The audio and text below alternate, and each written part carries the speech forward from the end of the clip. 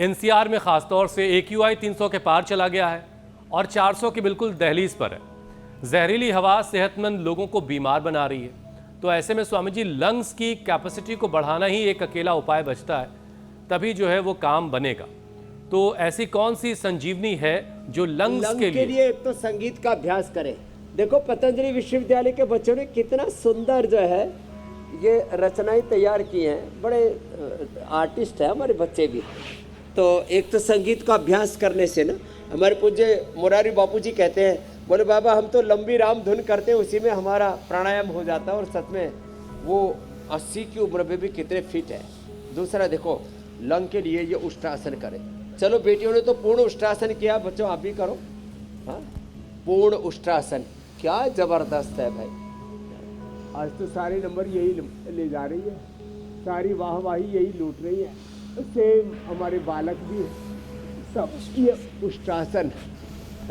और इसमें गोमुखासन, लंग के लिए पूरा पैकेज बता रहा हूँ मैं। 10 चीज़ें बता रहा हूँ। सर्दी, जुकाम, कफ, कोल्ड, AQI जहाँ चलो ज़्यादा खराब नहीं है, वहाँ पर भी लोगों को सर्दी, जुकाम, कफ, कोल्ड, श्वास, दमा, बहुत तरह की खांसी, बहुत तरह की प्रॉब्लम है। तो क्या करें? एक तो उष्ट्रासन करें, गोमुखासन करें, भुजंगासन करें, प्राणायाम करें। मुलेठी का पानी, मुलेठी का पानी दिव्य पे या स्वासारी क्वाथ लें। अपने घर में ही हल्दी, अदरक, तुलसी, कहीं पान के पत्ते भी मिल जाएं तो उनका पान के पत्तों का रस या वासा का रस, उसको निकाल करके थोड़ा शहद मिला करके पी लें। वैसे तो आज हम अंत में एक दालचीनी का भी अद्भुत प्रयोग बताने वाले हैं। वो वेट के लिए भी बहुत अच्छा होगा और कफ के लिए भी, वो तो लास्ट में बताएंगे। दालचीनी का और मुलेठी का दोनों का काढ़ा बना करके पी लेते हैं। इतना मीठा, इतना स्वादिष्ट। और उससे खास बात यह है, कई बार कफ कोल्ड के लिए औषधि लेते हैं ना, तो ये तो तुलासन कर रहे हैं बच्चे, और बेटियों ने टिट्टिभासन ऐसा किया है।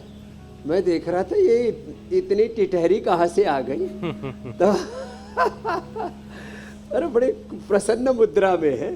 खैर, ये गोमुखासन और भुजंगासन जो अभी बताया, और भुजंगासन के साथ धनुरासन भी और हो जाए, और नहीं तो इतने से ही गुजारा कर ले। तो मैं कह रहा था, कफ की दवाई लेते हैं तो पित्त बढ़ जाता है, एसिडिटी बढ़ जाती है। तो श्वासारी, पंचकोल जिनको थोड़े गर्म पड़ते हैं तो मुलेठी और दालचीनी का काढ़ा बना करके पी ले थोड़ा थोड़ा। जिनको श्वासारी प्रवाही, श्वासारी वटी, श्वासारी पाउडर, श्वासारी गोल्ड भी गर्म पड़ता है तो ब्रोन को, इसको तुम गुलकंद में अथवा खजूर अथवा मुनक्का के साथ, अचानक किसी किसी को ऐसे संक्रमण से भी हो जाता है। वैसे तो सप्ताह में एक बार नस्य कर लेना चाहिए। और सर्दियाँ जब ज़्यादा एकदम से पड़ने लगे तो थोड़ा जो है डेली भी कर सकते हैं नस्य। जलनेति, सूत्रनेति, नस्य जी।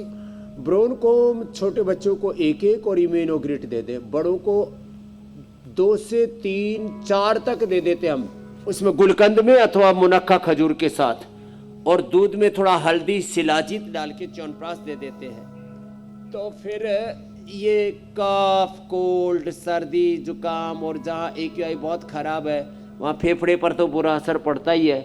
तो मैंने पहले ही बताया 10 बार से शुरू करके धीरे धीरे 100 बार तक, मैं तो लगभग 200 बार कर चुका हूँ अभी तक।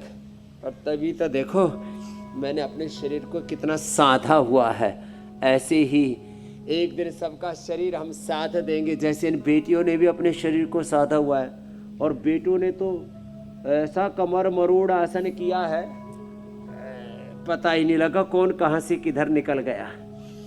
ऐसे स्वामी जी, वाकई आपके और बच्चे बेटियों ने बहुत तो आसमान शानदार ही हैं। अपने पैरों पर उठा लिया।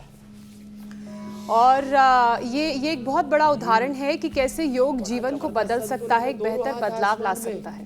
जी।